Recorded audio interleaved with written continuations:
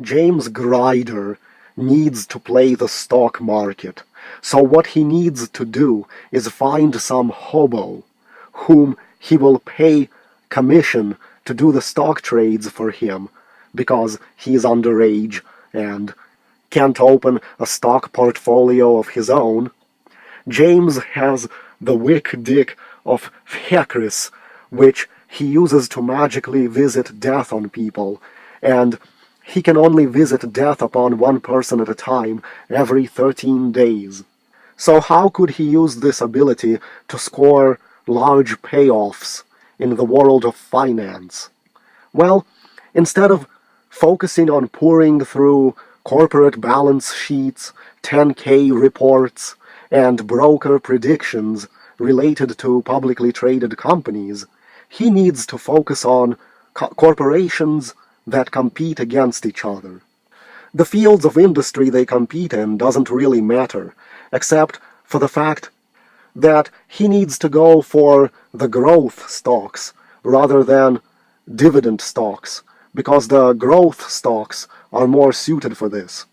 So he looks into companies that do a lot of research and development. Those companies would be good for what he needs to do. Electronics and video game development and transportation development, such as auto manufacturing, where they constantly research how to make the product better or how to put out a better product next year. So let's look at some competing companies off the top of my head, such as Apple and Samsung, Activision and EA, Sony and Microsoft.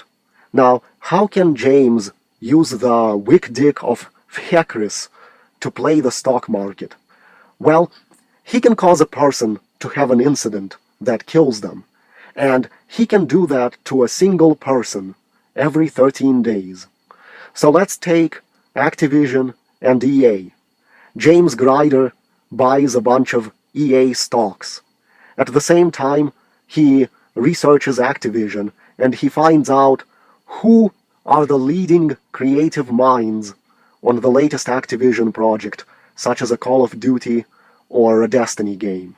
Which people in the company are so important that without them the project might tank or not turn out as good if something happened to these people.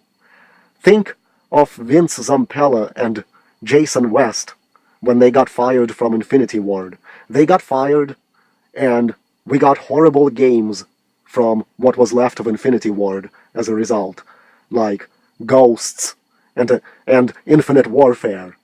So, you see, if a company is developing a project and several of the top minds spearheading the project are put out of play, in other words, killed, that project might fail, or turn out badly, or its release will be delayed. So if he kills several employees at Activision working on the latest Call of Duty game, well, the game might turn out shit. Well, it probably would have turned out shit anyway, or its release could be delayed. That will make the company's stock drop. Meanwhile, EA will be on track to release their latest Battlefield game, and investors will have more confidence in EA, and they're going to invest in EA rather than investing in Activision. And James will of course not harm EA in any way. Its stock prices will rise, and it will sell more games, because Activision, the competitor, ran into trouble. Same thing with Apple versus Samsung. If James can eliminate some heads of Apple's R&D team and hurt any other competition that Samsung has, he can cause Apple's stock to fall and Samsung's stock to rise, and he'll have invested in Samsung because he knows which company will prosper and which company will suffer ahead of time, since he's the architect manipulating the fates of these companies. So he can make money manipulating the stock market this way. Another great thing he could look into is sports betting. Let's say there's a football game coming up, and it's Team A versus Team B, just as an example, because I didn't look up football. James can go to a bookie and bet on a certain team, then make it so the best player on the opposite team dies several days before the game, or maybe even set it up so they die during the game. Well, the opposing team will be hurting now without their star player, and James will most likely win the bet. Oh, James Grider is supposed to be the good guy we're supposed to root for in these books.